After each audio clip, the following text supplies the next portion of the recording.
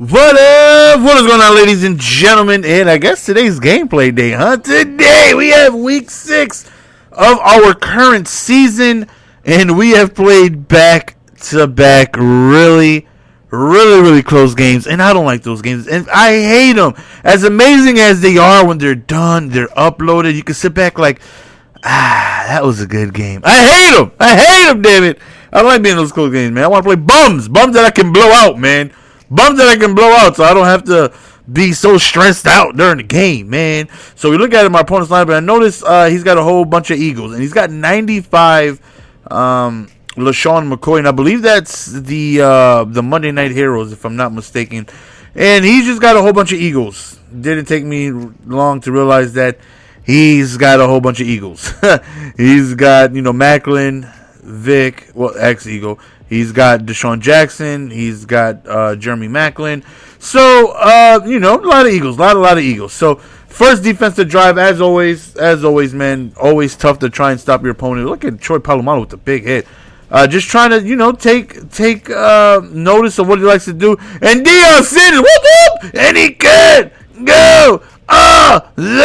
Yes, Deion. Prime time. Sanders goes on in to the end zone after the pick six. And like I said, I'm just trying to, study him out, man. See what his tendencies are. See what type of route he likes to go to. And Deion just took it upon himself to just snag a pick. And hey, thank you. Do it more often, please.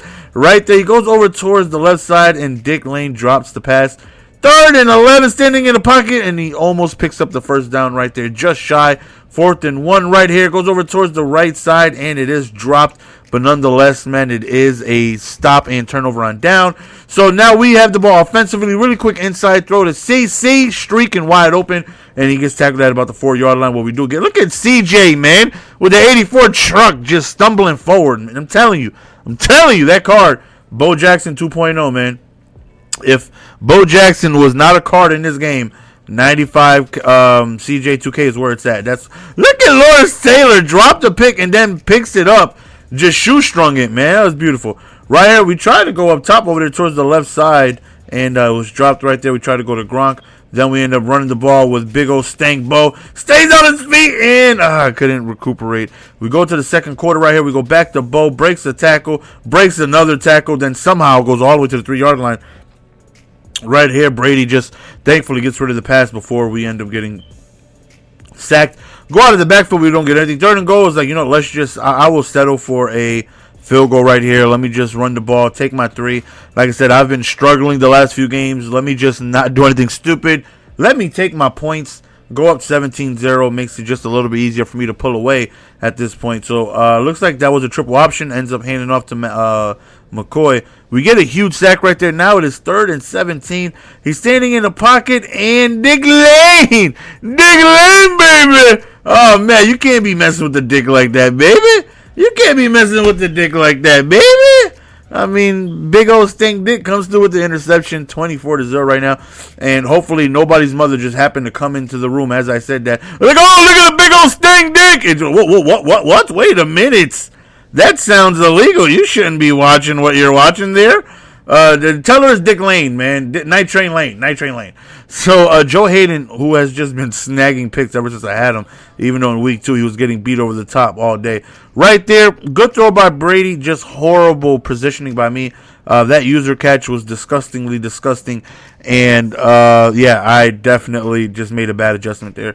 So, 1st and 10, he goes over towards the right side. He ends up swatting that down. So, I kind of look at the tight end just wide open right there. I kind of like how I set things up now. Like when I run 4-3 wide 9, what it is I like to do is I like to put Night Train Lane and I like to put D Hall back there because of their high play rec and zone coverages, which is really well. Just look at Bo Jackson being Bo Jackson. D Hall has a zone coverage of 99 with high play rec. Night Train Lane has 99 zone with high play rec as well. So I like to keep them over there on the right side on 4-3 wide 9. I think I switch between Dion and Revis depending on what type of matchup I feel like they have over there. Taller receivers, I'll go to Dion. He's a little bit taller, some speed. But if you don't have speed, I don't really have to worry about it. I'll go with Revis as Sherman comes up with Le Snag. So it's definitely been helping out, and I'll mix in Troy Polamalu there as well if I feel like you're going to be running the ball a little bit more. Right here, we go over towards the left side, and I did not think he was going to jump that. So definitely a very, very, very bad read by me. I've just been making bad reads the last 3 games or so. Like, my reads have not been good whatsoever.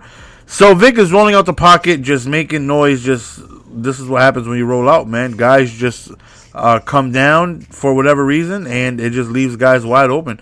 Like right here again, he rolls out, and notice LT, if you go back at it, he took a step forward because Vic was just rolling out. And that right there left this guy wide open. Like, why would he do it? I don't know. I can't explain it. I don't know. LT, stop it.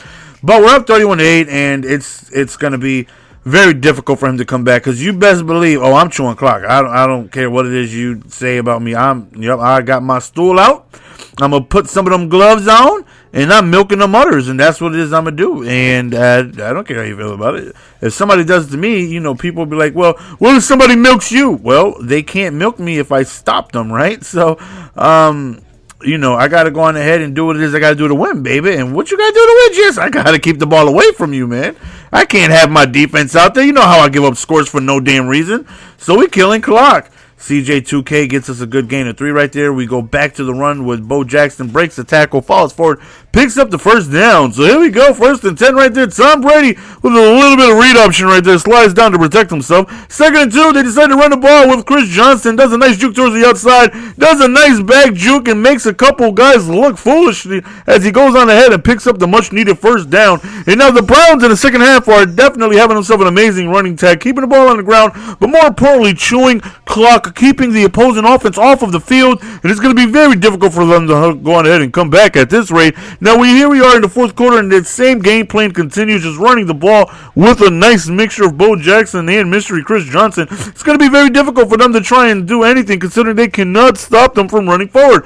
3rd and 11, they have an opportunity to get a stop, and it looks like they accomplished that, forcing them to, they negate the field goal. They decided to go for it. Deion Branch actually goes on into the end zone, scoring a touchdown, and Tom Brady, that was one of the very few completions that he had all game long. So right now, the Eagles are looking at a 38-8 deficit. It is not looking good for them whatsoever. Not looking good whatsoever. It being the 4th quarter, 2-minute warning approaching, it's safe to say that this game is absolutely over. I'm not sure how many coats of shellacking that they have taken, but I can see about 4 or 5 coats. 4 or 5 coats of shellackle. This is definitely a big shellacking going on in this game, as you can see.